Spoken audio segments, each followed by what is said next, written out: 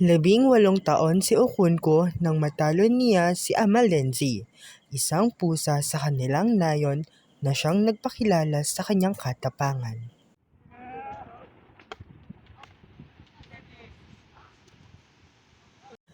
Kung gaano katapang si Okunko ay taliwas naman ito sa ugali ng kanyang ama. Nag-iwan pa ito ng mga utang sa kanya at sa kanyang pamilya. Tao po. Upon ko, magandang umaga. Saan ang iyong ama? Pasensya na, ngunit wala siya rito. Ano ba ang iyong kailangan? Narito ako upang sinilin siya sa kanyang utang.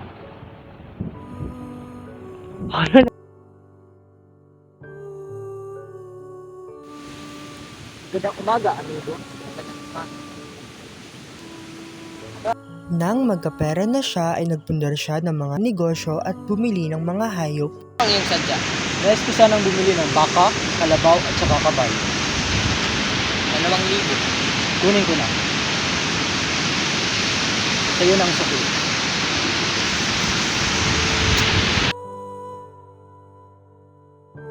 At matagumpay naman niyang pinamunuan ang siyam na nayon sa Imbanta.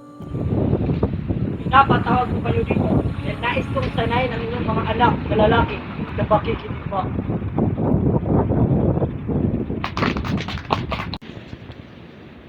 Lalaki.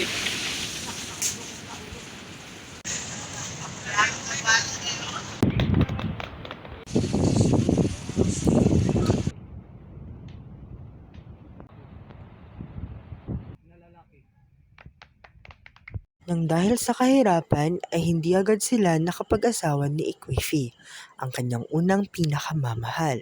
Subalit nagkabalikan naman silang dalawa at nagbunga ito. Ngunit sawi itong makapiling ang mga anak nila.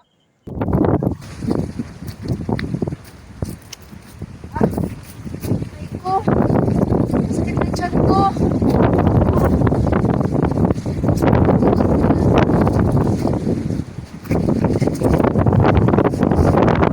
Pinahon kay Pepe. Tapangan mo iyong kalooban. Bibilang ako ng 3. Ikaw ay umere. 1, 2, 3!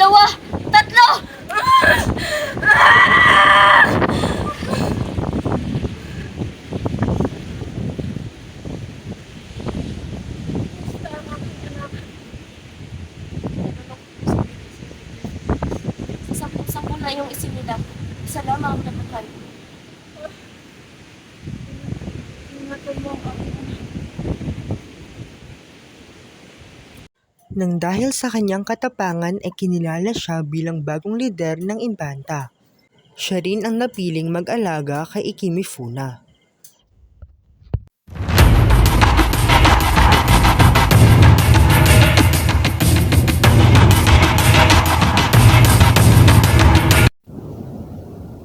Ano po ba ang ating pagpupulong?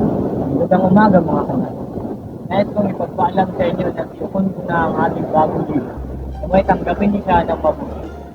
Mabuti naman at sa wakas meron na tayong bagong leader. Sinabi ko ba at matapang ka? Oo nga, bakit ka lang siya? Mabuhay ang taga-Imbanta! Mabuhay! Muna, dito ka na tumira sa akin ngayon ha. Tayo na. Magandang umaga o Buefe Isodo. Ano ba ang pakay mo sa akin? Magandang umaga din. Nais kong ipaalam sa iyo na papatay na titimig ko na.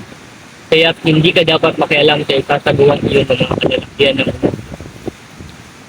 Sapagkat sa ama na ang uling sa iyo at titimig ko na.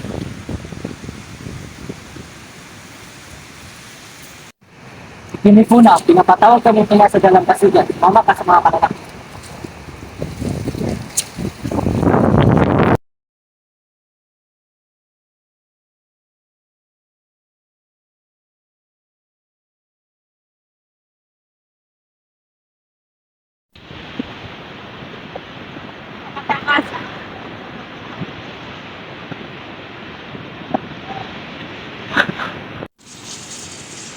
Iniwan mo ako!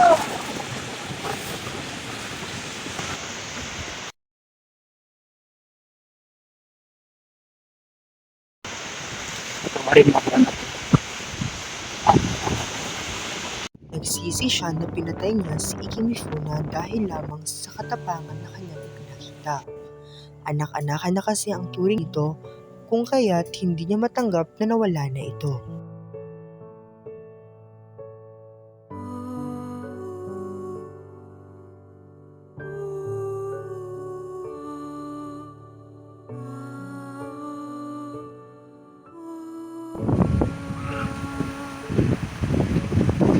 Ama? Ama? Kumain ka na.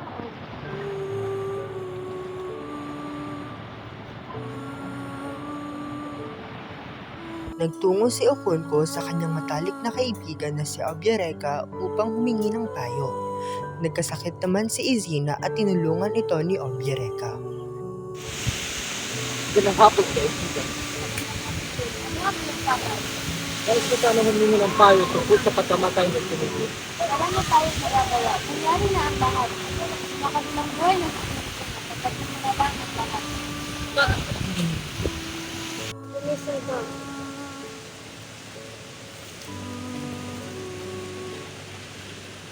Izina, inumin mo ang gamot na ito upang gumaling ka.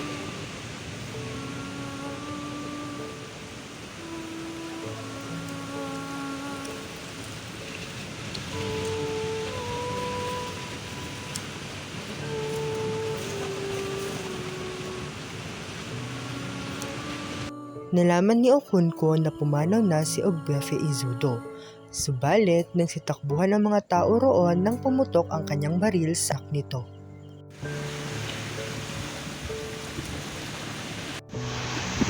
Patay na si Ogbuefe Izudo.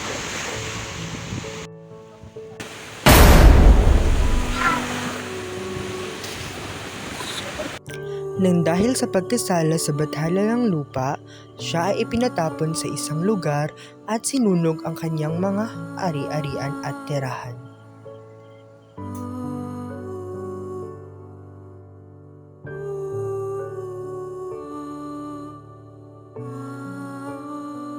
Nagtungo siya sa lugar ng kanyang tiyuhin at doon nagsimula ng bagong buhay. Ako po! Ako po! Okunko, ikaw ba yan? Nagkita silang muli ni Obiereka at may masama itong balita sa kanya. Pinalulungkot ko. Ngunit winasaktan ng mga puti ang abami. Ano? Ilang araw ang lumipas, may mga misyonaryong dumating sa kanila at sinabihan sila na ang pagsamba raw sa mga Diyos-Diyosan ay kasalanan sa mata ng Panginoon.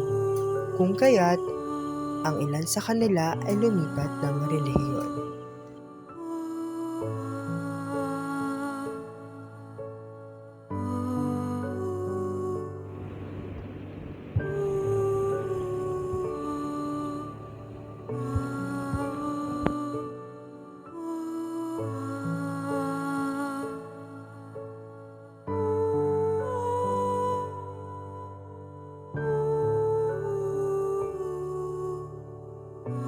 Ipinapatay ni Okunko ang isa sa mga misyonaryo na siyang nangunguna sa pagdarasal sa kanilang nayon. Ano ginagawa niyo?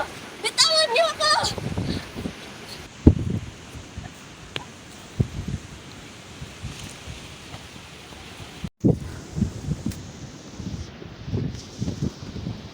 Anong pakay niyo?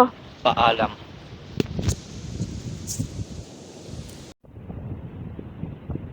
Paano na ang mga kasamahan nila? Ano ang gagawin natin dito? Tapon mo sila. Nang dahil sa pagkasala ni Okunko, ay tumakas siya mula sa mga taga-distrito.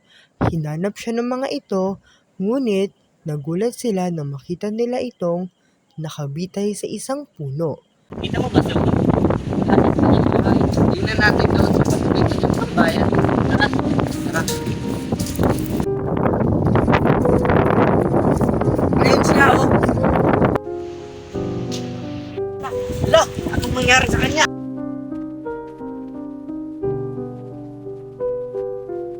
Inutusan ni Obiereka ang mga taga-nayon na ibaba si Okunko mula sa Ibaba niyo siya. at may sinasabi siya Taong iyan ay kilala at tanyag sa buong nayon. Dahil sa kanyang ginawang pagpapatiwakal, Matutulad lang mo siya sa isang inilibing na aso. Sabay bayon. 1, 2, 3, go.